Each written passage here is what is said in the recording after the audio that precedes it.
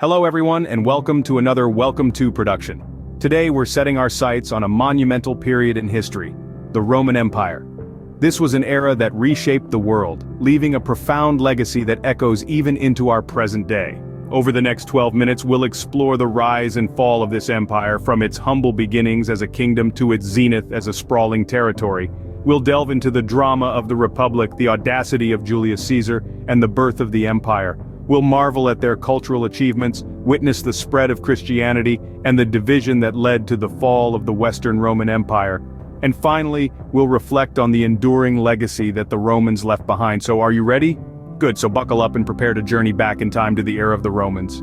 Our tale begins with the foundation and kingdom of Rome. Delving into the mists of time, we encounter the legendary tale of Romulus and Remus, twin brothers nurtured by a she-wolf, who would go on to establish the city of Rome in 753 BC. The city, named after Romulus, the first king, was initially a small settlement on the Palatine Hill. However, under the rule of 7 successive kings, Rome expanded its influence, growing into a thriving kingdom. The early growth of Rome was no small feat. It was a blend of strategic alliances, intermarriages, and sometimes the sheer force of arms that saw Rome's influence spread over most of the Italian peninsula.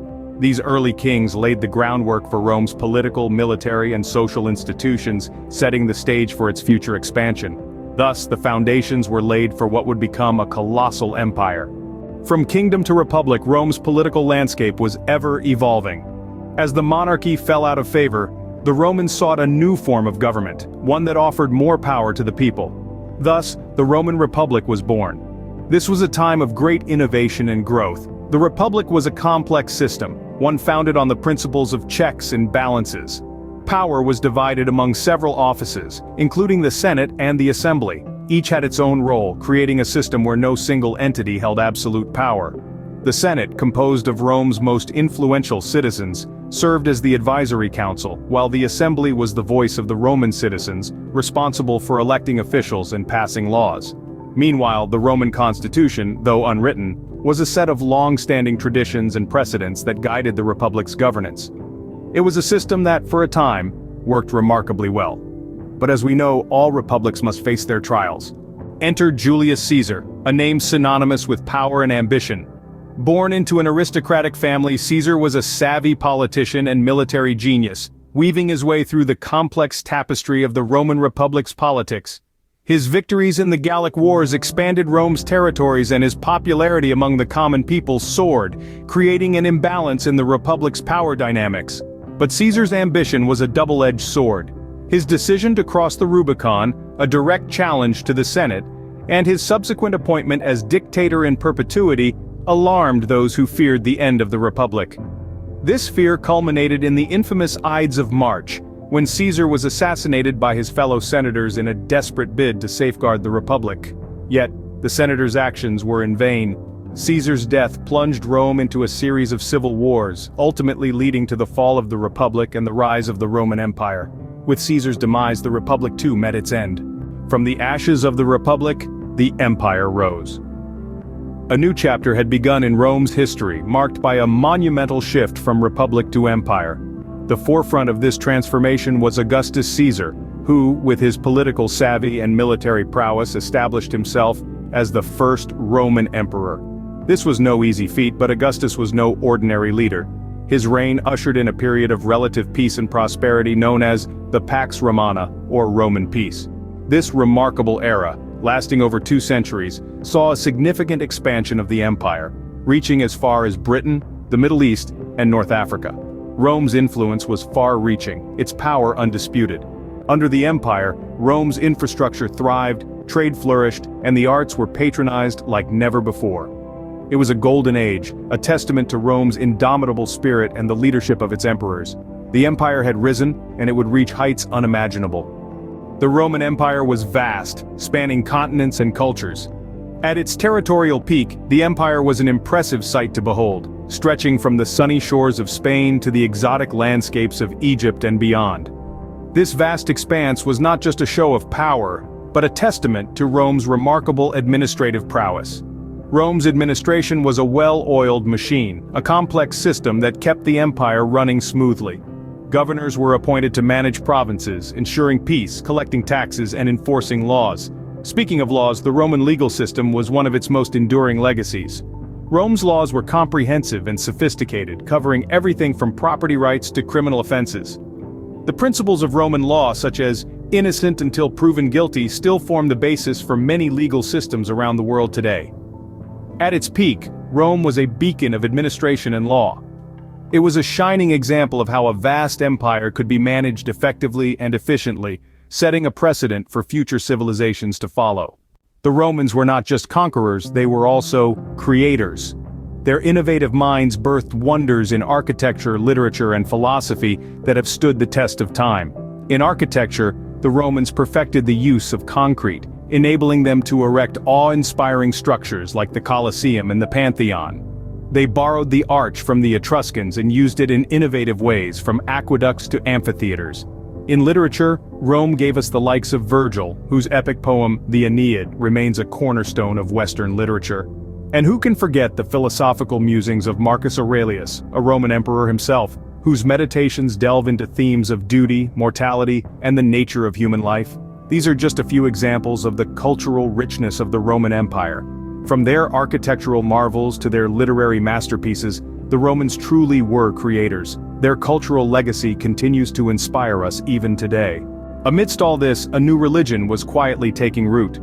As the Roman Empire thrived, Christianity began to spread from a small sect in Judea across the Mediterranean. This was no ordinary growth, it was a movement that would eventually reach the very heart of the empire, Rome itself. Initially, Christians were misunderstood and often persecuted, seen as a threat to the traditional Roman way of life. Yet their message of hope and salvation resonated with many, particularly the poor and downtrodden. As Christianity grew, it became more organized, developing its own distinct rituals, hierarchy, and sacred texts, which furthered its appeal.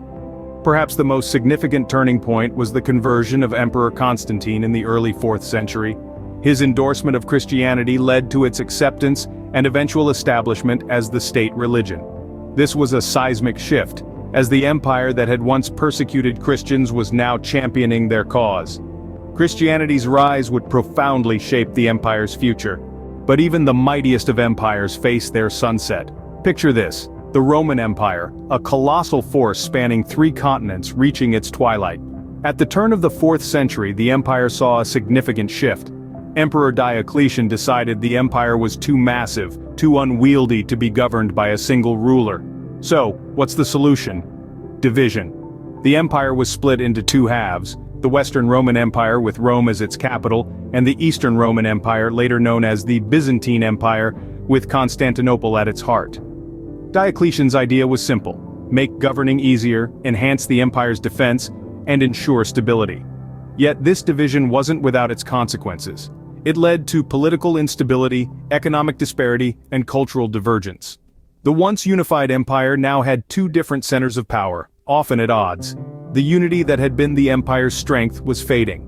With division came the beginning of the end. The sun finally set on the Western Roman Empire. After centuries of power and dominance, the mighty empire found itself crumbling under its own weight. A combination of internal decay and external pressure led to its inevitable downfall. The Western Roman Empire was plagued with political instability and economic decline. Emperors were overthrown at an alarming rate, and the once prosperous empire was drained of its wealth. The empire's military power, once its pride, was stretched thin, defending vast territories, making it vulnerable to external invasions. The final blow came from the Visigoths, a group of Germanic tribes who sacked Rome in the year 410. The last Roman emperor, Romulus Augustus, was dethroned by the Germanic king Odoacer in 476, marking the end of more than 1,000 years of Roman rule. The Western Roman Empire was no more, but its legacy was far from over. Its influence in law, politics, architecture, and culture continues to shape the world we live in today. The Roman Empire may have fallen, but its echoes resonate even today. As we step into the present, we find ourselves surrounded by the remnants of this once great civilization. Its influence, its legacy, is etched into the fabric of our modern world. Consider our culture, for instance.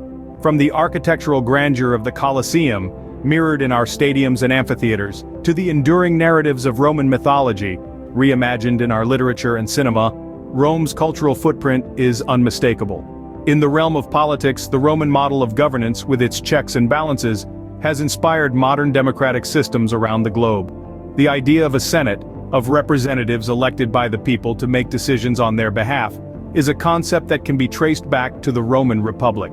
And then there's law, one of the most profound legacies of Rome. The principles of Roman law, equality before the law, the right to a fair trial, the idea that a person is innocent until proven guilty, these are cornerstones of legal systems worldwide. Even the Latin phrases we often hear in legal parlance like habeas corpus and pro bono are a testament to Rome's lasting influence. Last but not least, language. Latin, the language of Rome, may no longer be spoken, but its traces are found in the Romance languages like Spanish, French, Italian, Portuguese, and Romanian. And let's not forget the countless English words with Latin roots, or the scientific, legal, and medical terminology steeped in Latin. So, while the Roman Empire may be history, its legacy lives on, reminding us of a time when Rome indeed ruled the world. Thanks for joining this journey through time with Welcome to Production. Until next time.